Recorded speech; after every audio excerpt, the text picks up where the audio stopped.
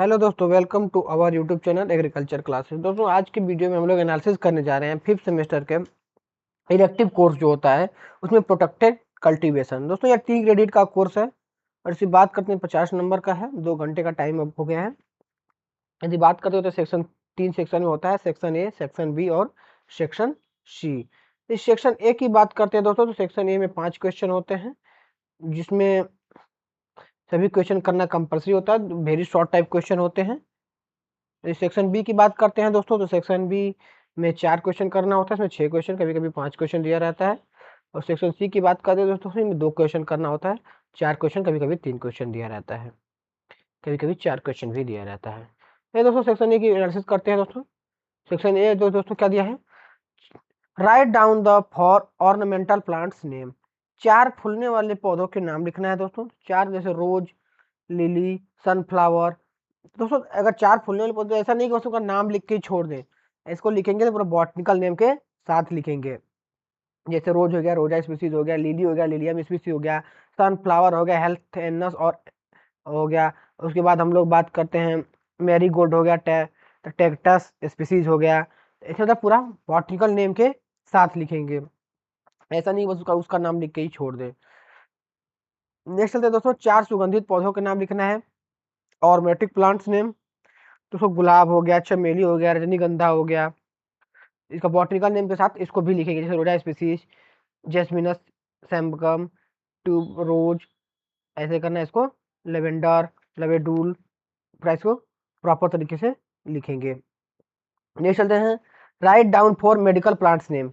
4 औषधि पौधों का नाम लिखना है दोस्तों, जैसे तुलसी हो गया, नीम हो गया, अश्वगंधा हो गया, गिलोय हो गया। तो इसको पूरा कैसे लिखना है, बॉटनिकल नेम के साथ लिखना है, जैसे ओसिमम सेक्टम, आर्जेडिरच इंडिका, विधेनिया सेमनीफेरा, टोनीस्फोरा कॉर्डिफोलिया। पूरा प्रॉपर इसको बॉटनिकल नेम के साथ लिखना है। ऐसा नहीं कि बॉटनिकल नेम न दिया हो, कि बॉटनिकल नेम नहीं लिखे तो बॉटनिकल नेम को जिक्र नहीं करें। ऐसा क्वेश्चन है तो उसको बॉटनिकल नेम के साथ लिखिए। तो दोस्तों 4 सब्जियों के नाम लिखना है जो संरक्षित खेती के लिए जानी जाती है दोस्तों 4 सब्जियों के नाम लिखना है, जैसे हो गया टमाटर हो गया, आलू हो गया, अरे गोभी हो गया, बैगन हो गया। इसको भी पूरा प्रॉपर बैग उसके उसके साथ नाम लिखिए, किसके साथ, बॉटनिकल नेम के साथ लिखना है। यदि बात करते हैं दोस्तों हम लोग फर्टिगेशन। फर्टिगेशन दोस्तों क्या है, फर्टिगेशन दोस्तों एक कृषि तकनीक है जिसमें सिंचाई के साथ क्या क्या करते हैं, उर्वरक के साथ सिंचाई करते हैं। अर्थात जो सिंचाई जिसमें करते हैं उसको उर्वरक के साथ करते हैं। ये क्या दोस्तों, एक तकनीक है। और इससे दोस्तों एडवांटेज क्या होता है, उर्वरक का कुशलता से उपयोग होता है, पौधों का वृद्धि स्तर में सुधार होता है, जल संचयन होता है। फर्टिगेशन दोस्तों बहुत ही इंपॉर्टेंट है, इसको एक बार देख लीजिएगा। सेक्शन बी में चलते हैं दोस्तों। सेक्शन बी में हम लोग को 4 प्रश्नों का करना होता है। पहला देख लेते हैं, classify of green house and bases on their shapes. दोस्तों ग्रीन हाउस को क्लासिफाई करना है, वर्गीकरण करके उनके आकार के आधार पर करना है, किसके करना है, उसके साइज के आधार पर करना है। दोस्तों ग्रीन हाउस एक नियंत्रित वातावरण पौधों की खेती करने की एक विधि है जिसमें वातावरण को नियंत्रित करते हैं, तापमान, आर्द्रता को, प्रकाश को भी नियंत्रित करते हैं। और यदि ग्रीन हाउस के एडवांटेज की बात करते हैं दोस्तों, तो यहाँ वर्ष भर खेती कर सकते हैं, वर्ष भर उत्पादन ले सकते हैं, उत्पादकता में वृद्धि होती है, कीटों बीमारियों से बचाव होता है। ये दोस्तों अगर दोस्तों ग्रीन हाउस के हम टाइप्स की बात करते हैं तो glass green house, polycarbonate green house, plastic green house.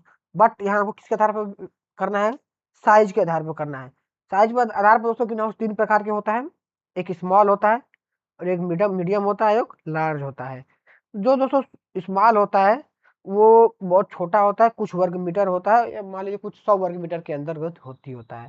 जो मीडियम होता है दोस्तों वो छोटा से कम बड़ा होता है, और इसका जो आकार होता है 100 वर्ग मीटर से कुछ बड़ा 1000 वर्ग मीटर तक हो सकता है। यदि लॉन्ग ग्रीन हाउस की बात करते हैं दोस्तों, ये बड़ा ग्रीन हाउस होता है, ये हजारों वर्ग मीटर से लेकर कई हेक्टेयर तक हो सकता है। नेक्स्ट चलते हैं दोस्तों, why ventilation is necessary in greenhouse. दोस्तों ग्रीन हाउस में वेंटिलेशन क्यों आवश्यक है, इसके बारे में लिखना है दोस्तों ग्रीन हाउस में वेंटिलेशन बहुत आवश्यक है, ये बहुत जरूरी है। ये तापमान को नियंत्रण करता है, आर्द्रता को नियंत्रण करता है, वायु गुणवत्ता बनाता है, कीटों बीमारियों से बचाव करता है। इसीलिए दोस्तों ग्रीन हाउस में क्या कहते हैं, वेंटिलेशन करते हैं। क्यों करते हैं, दोबारा देख लीजिए, तापमान को नियंत्रित करता है, आर्द्रता को नियंत्रित करता है, वायु की गुणवत्ता को करता है, और कीटों बीमारियों से बचाता है। नेक्स्ट चलते हैं दोस्तों, describe irrigation system used in greenhouse. दोस्तों ग्रीन हाउस में कौन कौन से विधि से इरिगेशन करते हैं दोस्तों? तो ड्रिप इरिगेशन करते हैं, स्प्रिंकलर इरिगेशन करते हैं, फॉगिंग सिस्टम इरिगेशन करते हैं। ड्रिप इरिगेशन क्या करते हैं दोस्तों? पौधों के जड़ तक डायरेक्ट पानी पहुंचाया जाता है, इसमें पानी की बचत होती है। स्प्रिंकलर इरिगेशन क्या करते हैं दोस्तों? पानी को स्प्रिंकलर के माध्यम से पौधों पर छिड़का जाता है। फॉगिंग सिस्टम की बात करते हैं दोस्तों, तो धूध के रूप में पौधों पर छिड़का जाता है, जिससे उसकी क्या कहते हैं, आर्द्रता भी बढ़ती है। ग्रीन हाउस में आर्द्रता बढ़ती है। इससे हम बात करते हैं दोस्तों कि इससे एडवांटेज क्या होता है, तो पानी की बचत होती है, पौधों की वृद्धि में सुधार होती है और उत्पादकता में वृद्धि होती है। आगे चलते हैं दोस्तों, देखते हैं डिफाइन प्रोटेक्टिव कल्टीवेशन। दोस्तों संरक्षित खेती को परिभाषित करना है दोस्तों। दोस्तों प्रोटेक्टिव कल्टीवेशन एक ऐसी कृषि पद्धति है जिसमें पौधों की खेती को बाहरी मौसम और कीटों से बचाने के लिए संरक्षित वातावरण में किया जाता है। किसमें किया जाता है दोस्तों? प्रोटेक्टिव कल्टीवेशन एक ऐसी कृषि पद्धति है जिसमें कीटों और बाहरी मौसम से बचाने के लिए संरक्षित वातावरण में खेती किया जाता है। इसके लिए green house, poly house, net house आदि का प्रयोग किया जाता है। यदि इसके एडवांटेज की बात करते हैं दोस्तों, तो वर्ष भर उत्पादन मिलेगा, उत्पादकता में वृद्धि होगी, कीटों और बीमारियों से बचाव होगा। आगे चलते हैं दोस्तों, green house effect. Green house effect क्या है दोस्तों? ग्रीन हाउस का प्रभाव एक प्राकृतिक प्रक्रिया है जिसमें कुछ गैस वायुमंडल में जाकर पृथ्वी की सतह को गर्म रखती है। यह प्रभाव ग्रीन हाउस में भी देखा जा सकता है, जहां ग्लास या प्लास्टिक की दीवारें और छत सूरज की गर्मी को अंदर से रोकती है। इसके प्रभाव की बात करते हैं दोस्तों, तो कार्बन डाइऑक्साइड बढ़ता है, मीथेन होता है और नाइट्रस ऑक्साइड होता है। दोस्तों वायुमंडल में कार्बन डाइऑक्साइड की मात्रा बढ़ने से ग्रीन हाउस का प्रभाव बढ़ता है। मीथेन होता है, मीथेन गैस भी ग्रीन हाउस के प्रभाव में योगदान करती है। नाइट्रस ऑक्साइड भी ग्रीन हाउस के प्रभाव में योगदान बढ़ावा देता है। इससे बात करते हैं, इससे परिणाम क्या मिलता है, इससे रिजल्ट क्या मिल रहा है दोस्तों? दोस्तों ग्लोबल वार्मिंग हो रही है, ग्लोबल वार्मिंग हो रही है, ग्रीन हाउस प्रभाव के कारण ही हो रहा है। तापमान बढ़ रहा है, जलवायु में परिवर्तन हो रहा है। दोस्तों अभी लोग देख रहे हैं कि फरवरी मार्च में ही गर्मी इतना तगड़ा से पड़ने लग गया है, तो ये किसका इफेक्ट है? ग्रीन हाउस का इफेक्ट है, क्योंकि जलवायु में परिवर्तन हो रहा है। आइए दोस्तों सेक्शन सी चलते हैं, सेक्शन सी देखते हैं दोस्तों। दोस्तों दिया है describe the importance and scope of protected cultivation in India. दोस्तों तो इसका तो पहले ही जिक्र हो चुका है, इनका महत्व क्या है, भविष्य का वर्णित कीजिए दोस्तों। क्या है कि वर्ष भर उत्पादन होता है, इससे उत्पादकता में वृद्धि होती है, कीट और बीमारियों से बचाव होता है। इसमें सब्जियों की खेती की जा सकती है, फलों की खेती की जा सकती है, फूलों की खेती की जा सकती है, नर्सरी और पौधों की खेती की जा सकती है। तो ये क्या दोस्तों इसका महत्व है। यदि बात करते हैं दोस्तों, आगे चलते हैं। दोस्तों दिया है टमाटर की संरक्षित खेती का वर्णन करना है। बट दोस्तों इसकी खेती इस 4-5 पॉइंट के आधार पर करना है। बॉटिकल नेम और origin, soil and climate, seed rate, variety और हार्वेस्टिंग एंड यील्ड। इस पे इसको हम लोगों को लिखना है। पहले दोस्तों हम लोग देखते हैं बॉटनिकल नेम एंड ऑरिजिन। दोस्तों टमाटर का बॉटनिकल नेम होता है सोलेनम लाइकोपर्सिकम। यदि ओरिजिन की बात करते हैं दोस्तों, तो ओरिजिन इसका कहाँ है? दक्षिणी अमेरिका है, जहाँ यह टमाटर जंगली पौधे के रूप में पाया गया था। यदि बात करते हैं दोस्तों इसमें पोषक तत्व, दोस्तों तो टमाटर में पोषक तत्व कौन कौन से होते हैं? विटामिन सी होता है, लाइकोपिन होता है और पोटेशियम होता है। नेक्स्ट बात करते हैं दोस्तों सॉइल एंड क्लाइमेट। दोस्तों सोलेनम लाइकोपर्सिकम अर्थात टमाटर का मृदा जो होता है दोस्तों, बलुई दोमट मृदा इसके लिए उपयुक्त होती है। यदि इसको इसको धूप, दोस्तों भरपूर धूप की आवश्यकता होती है। वर्षा भी टमाटर के लिए आवश्यकता वर्षा भी टमाटर की खेती के लिए आवश्यकता होती है।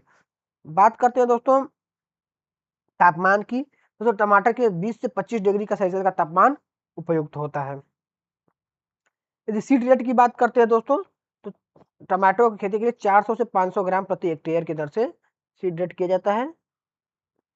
दोस्तों यदि बट सीड रेट इस पे भी निर्भर करता है कि सीड का आकार क्या है, खेत में वृद्धि किस हिसाब से होती है और मिट्टी की गुणवत्ता क्या है। सीड रेट इस पे भी डिपेंड करेगा। यदि बात करते हैं दोस्तों लोग प्रजाति की, दोस्तों टमाटर की प्रजाति पूसा रूबी हो गई, आर्का विकास हो गया, पूसा गौरव हो गया, ये क्या हो गया दोस्तों उसकी प्रजाति हो गए। पूसा रूबी दोस्तों एक लोकप्रिय प्रजाति है जो भारत में व्यापक रूप से उगाई जाती है। आर्का विकास की बात करते हैं दोस्तों, तो ये उच्च उत्पादकता और रोग प्रतिरोधक क्षमता के लिए जानी जाती है। पूसा गौरव की बात करते हैं दोस्तों, तो पूसा गौरव उच्च उत्पादकता वाली प्रजाति है जो विभिन्न जलवायु परिस्थितियों में भी उगाई जा सकती है। हार्वेस्टिंग एंड यील्ड की बात करते हैं दोस्तों, टमाटर की हार्वेस्टिंग दोस्तों निर्भर करता है किस प्रजाति का है, मिट्टी की गुणवत्ता क्या है, जलवायु क्या है और सिंचाई और उर्वरक कैसे किया गया है। बट एक औसत की बात करते हैं दोस्तों, 40 से 60 टन उपज प्राप्त होती है। किससे दोस्तों? 40 से 60 टन। हार्वेस्टिंग कब करते हैं दोस्तों? जब फल पूरी तरह से पक जाते हैं। और हार्वेस्टिंग कोई बात को ध्यान रखना चाहता है, यदि आपको टमाटर को दूर भेजना है तो थोड़ा सा पहले ही तोड़ा जाता है। अगर बहुत नियर के मार्केट में भेजना है तो जब फल पूरी तरह से पक जाए तब उसकी हार्वेस्टिंग करते हैं। यदि आपको दूर भेजना हो तो क्या करना चाहते हैं, थोड़ा सा पकना शुरू हो जाए, आधा पके तभी उसको हार्वेस्टिंग कर लिया जाता है। नेक्स्ट चलते हैं दोस्तों, गुलाब, खीरा, शिमला मिर्च, सर्पगंधा का वानस्पतिक नाम, कुल, प्रजाति, प्रवर्धन विधि से। दोस्तों एक बात देखिए, सारणी विधि से इसको वर्णन करना है। आप जब पेपर में लिखिएगा तो प्रॉपर सारणी बना के ही इसको वर्णन करिएगा। तो दोस्तों देखते हैं, गुलाब का पहले देख लेते हैं दोस्तों। रोजेसी गुलाब का पहले ही बता चुके हैं शुरू शुरू 2 नंबर वाले क्वेश्चन में ही।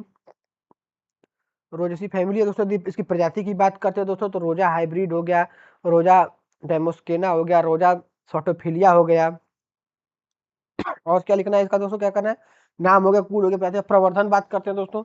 प्रवर्धन दोस्तों इसमें कैसे कैसे प्रवर्धन होता है, कलम लगाया जाता है, ग्राफ्टिंग किया जाता है और सीड के द्वारा भी किया जाता है। और बात करते हैं दोस्तों हम लोग खीरा की बात करते हैं दोस्तों। तो खीरा का दोस्तों बात करते हैं तो ये हो गया कुकुमिस सटाइवस हो गया दोस्तों। यदि इसकी फैमिली कुल की बात करते हैं दोस्तों, कुकुरबिटेसी हो गई। यदि प्रजाति की बात करते हैं दोस्तों, कुकुमिस सटाइवस हो गया।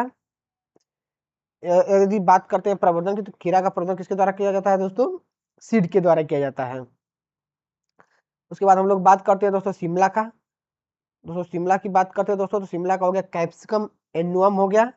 यदि बात करते हैं इसके कुल की, तो सोलिनेसी कुल का है। यदि प्रजाति की बात करते हैं दोस्तों, तो कैप्सिकम एन्नुअम इसकी प्रजाति भी है। यदि इसकी बात करते हैं इसका प्रवर्धन का, तो किसके द्वारा होता है दोस्तों, सीड के द्वारा होता है। यदि बात करते हैं दोस्तों मिर्च का, तो मिर्च का दोस्तों हो गया, इसका भी कैप्सिकम एन्नुअम ही होता है। सॉरी दोस्तों, शिमला मिर्च ही है बट हो गया सोलेनेसी फैमिली है। कैप्सिकम एन्नुअम, कैप्सिकम फ्रूटेंस क्या हो गया, दोस्तों की प्रजाति हो गई। सीड के द्वारा भी इसका प्रवर्धन होता है। दोस्तों बात करते हैं सर्पगंधा का। तो सर्पगंधा जो होता है दोस्तों, इसका बॉटनिकल नेम होता है रोवोल्फिया सर्फेंटिना। रोवोल्फिया सर्फेंटिना। यदि कुल की बात करते हैं दोस्तों, तो अपोसाइनेसी हो गया।